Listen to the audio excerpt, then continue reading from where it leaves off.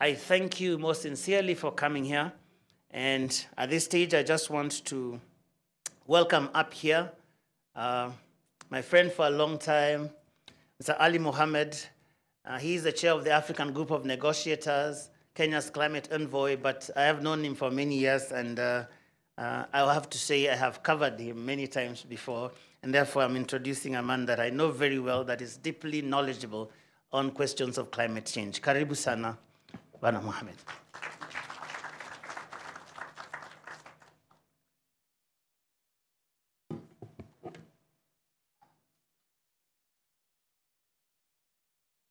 Well, thank you very much, Mr. Joe Gayo, and good morning all.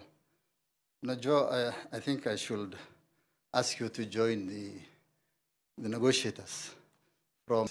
You are very conversant and very knowledgeable of all things climate. And as you go to Baku for COP29, I think I will encourage you to keep aside your reporting and join us in the difficult negotiations. So, but good morning, colleagues and everybody. And let me first of all begin by thanking the Nation Media House for convening us here today for this important conference, the Earthwise Summit 2024.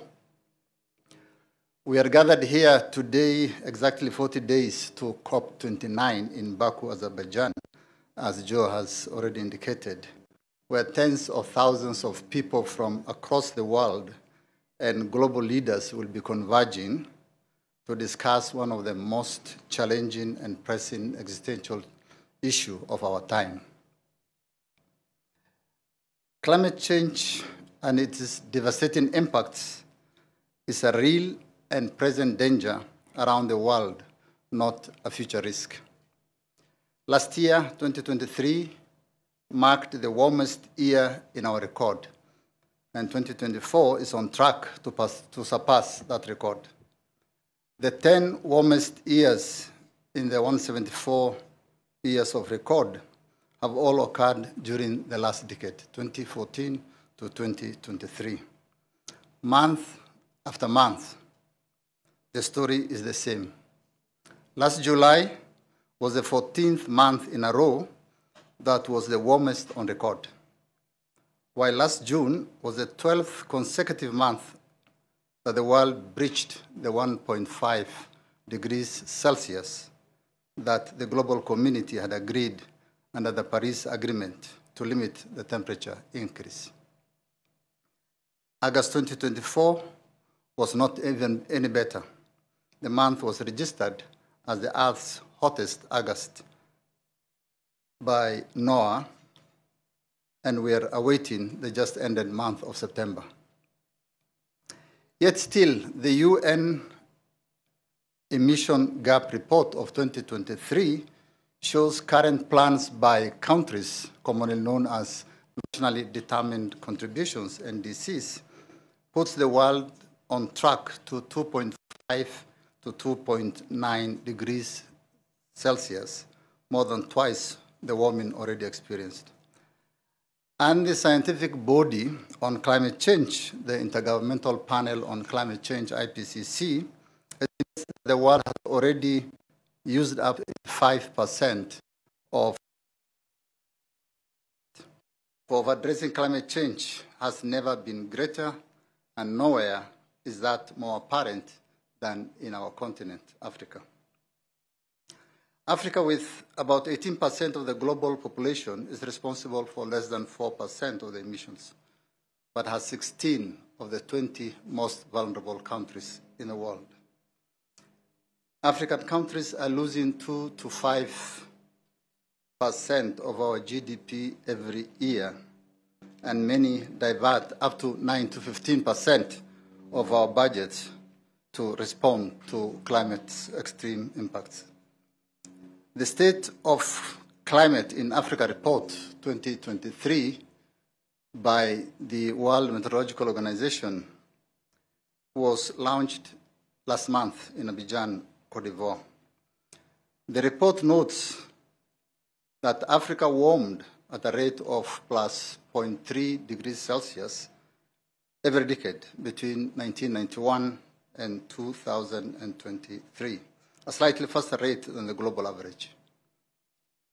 The mean temperature in Africa was 1.2 degrees Celsius, higher than the 1961-1990 average, and the rate of sea level rise was close to or slightly higher than the global mean, of 3.4 millimeters per year. The highest rate was recorded observed in the Red Sea area of 4.1 millimeters per year. As a window of 1.5 degrees Celsius closes fast, and I said 14 months from June up to June last year, we've already actually breached that goal of 1.5. Science tells us that we need to collectively reduce emissions by 43% by 2030 and by 65% by 2035 in relation to the 2019 levels. That demands much stronger nationally determined contributions, which we agreed in Dubai last year to be submitted by all of us, all parties and all countries by February 2025. And it is precisely that urgency of action that informed the Africa Climate Summit that you all know was hosted here in Nairobi and which marked an important step in Africa's efforts to tackle climate change and advance a just and equitable transition. Africa's abundant natural resources, including vast renewable energy potential, fertile lands, critical minerals, present significant opportunities for our continent to lead on climate change response. These resources not only offer avenues for sustainable development within the continent, but also position our continent as a key player in the global decarbonization goals. The Africa Climate Summit adopted, as you may recall, an approach of turning the climate crisis into an opportunity for the attainment of growth and prosperity for the continent, whilst avoiding the carbon-intensive trajectory of the past. The outcome document of the summit, that we refer to as the Nairobi Declaration, commits our continent to a growth pathway that propels African economies in a manner that not only limits our emissions, but also global decarbonization. The declaration was endorsed by our leaders at the Africa Union Assembly in February this year, and growth and development. As part of the implementation of the declaration at COP28 in Dubai last year, Kenya, together with a number of other countries, not just Africa, launched a number of initiatives towards addressing the climate change.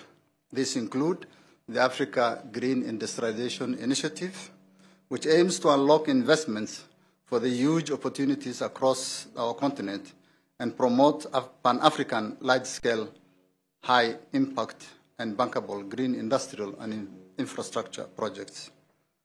We also launched the Accelerated Partnership for Renewable Energy in Africa, called APRA, to raise the investments necessary to address the energy poverty of our continent and meet the growing demand of our very fast-growing population. An investment forum for the African Accelerated Partnership for Renewable Energy will be held this month in Nairobi between 14th and 16th of this month. We also launched the Global Solidarity Levies Task Force to scale up development, climate and nature, for development, climate and nature action. And we also launched the expert review on debt, nature and climate, all of which are currently making good progress, and we hope to land the outcomes of those task force reports at the COP30 next year in Brazil. Now let me say a few things about the upcoming COP29, which is barely 40 days, as I said. And this COP29, is referred to as the Finance COP. It is a crucial conference which requires that we from the African continent continue to present a strong and unified voice from Africa.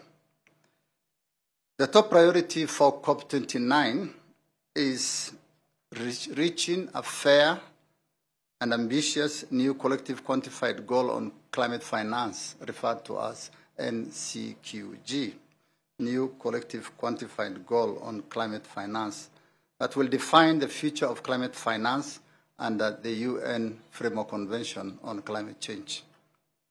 And that fund is supposed to be adequate, of course, to the urgency and the scale of the problem that I have enumerated earlier, getting worse by the day, taking into account the growing needs of developing countries, especially Africa. The climate crisis requires massive investments to support vulnerable developing countries' transition to a resilient, low-carbon and nature-positive development. And addressing climate change impacts and global inequalities requires scale-up financing for adaptation and mitigation. The new goal is to scale up and replace the goal that was reached in Copenhagen in 2009 that was set at $100 billion annually, but which the developed countries who are obligated under the Convention and the Paris Agreement to pay that have struggled to reach that goal until 2022, according to a report by OECD. Africa and other developing countries, therefore, are pushing for a new quantum aligned with the scale of the problem, and which many studies have estimated it to be not in billions, but in trillions of dollars. According to UN Economic Commission for Africa, UNECA, based in Addis Ababa, Africa alone will require an investment of $2 trillion by 2030. And according to another report by a group under the UNFCCC called the Standing Committee on Climate Finance, the report on the needs determination estimates that the requirement to attain the goals of the NDCs by 2030 is $5.8 trillion US dollars.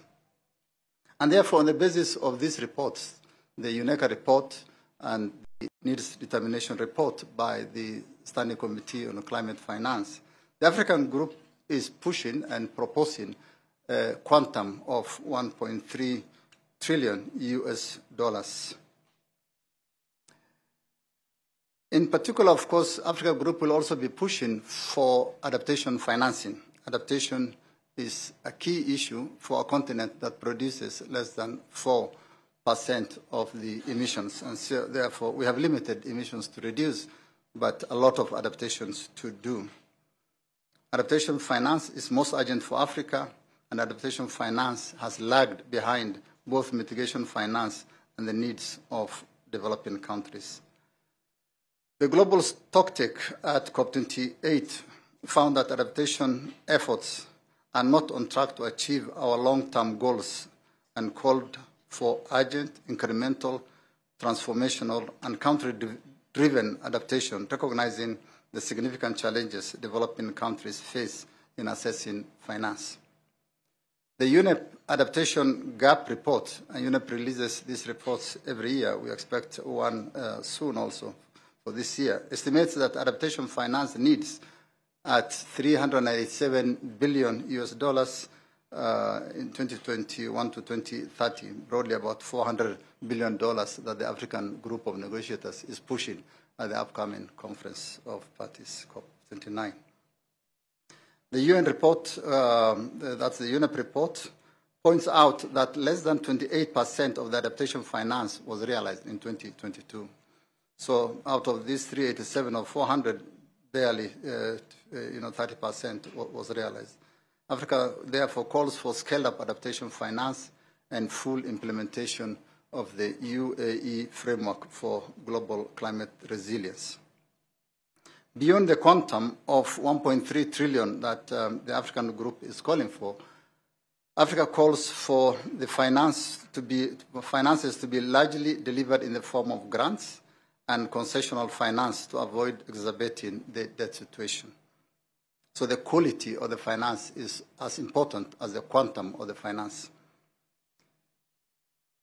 In addition, the African Group is pushing for proper capitalization and establishment of a mechanism for ensuring sustainable financing of the recently launched loss and damage fund called Fund for Responding to Loss and Damage. As you recall, in Sharm el-Sheikh, this was celebrated, and the initial capitalization started in Dubai with about $700 million US, just a drop in the ocean, really, relative to the losses and damages being incurred by the world, especially the vulnerable countries, including Africa. I may point out that related to this issue of loss and damage is the Santiago network that is expected also to provide technical assistance to developing countries on loss and damage. In the media houses in Kenya and elsewhere recently have been discussing the issue of the hosting of the secretariat of this network, the Santiago network. And as many of you will know, that network secretariat, the board decided to host it in Geneva instead of the recommended Nairobi by the UN agencies responsible for that network. And so this is an issue also the African Group will be taken up at the upcoming COP. In addition to the whole issue of climate finance, very importantly, and you will have heard His Excellency President Ruto mention this many a time, the whole issue of international financial reform will be a critical issue that we'll be pushing and discussing at the upcoming COP. Many African countries, including our own, are struggling with a severe debt crisis. Due to the convergence of multiple crises, the external debt of African nations has skyrocketed, and without addressing the debt crisis, efforts to pursue a green and resilient development will remain at risk. Africa is particularly pushing for reform of the international financial system and debt sustainability to correct the unfair global financial system. We need to see demonstrable progress on the reform of international financial architecture to ensure that it delivers effectively and fairly for everyone. At the center of the reform must be the need for a new suite of financing instruments with a set of favorable terms and conditions that are not debt generators. We need to urgently address the need for liquidity in a fiscally constrained African countries. We further need to address the form of finance available to developing countries, and in particular put in place measures that climate finance does not lead to increased debt. In conclusion, the African group that I am privileged to be chairing will push for a successful outcome at COP29, and will remind the world of the necessity and obligations in meeting past commitments and work with the rest to find a win-win outcome in Baku. Africa is also prioritizing finalization of the rules related to carbon markets. This has been outstanding since Glasgow in 2022. We will be pushing for its finalization to allow the continent to attract carbon financing at scale from this market. The Common African Position, that includes many of the elements that I have gone through, was last week endorsed by the Committee of African Heads of Government, Heads of State and Government, chaired by His Excellency President William Ruto, our President, at a meeting held in New York on the margins of the UN General Assembly, high level. The position was also earlier endorsed by our ministers under the African Ministerial Conference on Environment, called AMSEN, in Abidjan on 6th of September. The African Group will continue to actively participate and represent the interests of our continent for a successful outcome of COP29. And very importantly, I must emphasize that one of the things, other things that we'll also be pushing is recognition of the special needs and special circumstances of the African continent. which has, over the last several COPs, failed to receive consensus since Paris in 2015. Therefore, I look forward to a very successful Earthwise Summit and the discussions of these issues. Our continent is very much impacted, but also our continent is not just waiting for manners from outside. Our continent has the potential and possibility of making a difference and making a significant contribution to ourselves and to the world on issues of climate change, as we did discuss during the Africa Climate Summit. So looking forward to successful outcome of this summit, and once again, may I take this opportunity to thank the Nation Media House for continuously promoting discussions of environment, discussions on climate. I thank you all for your kind attention.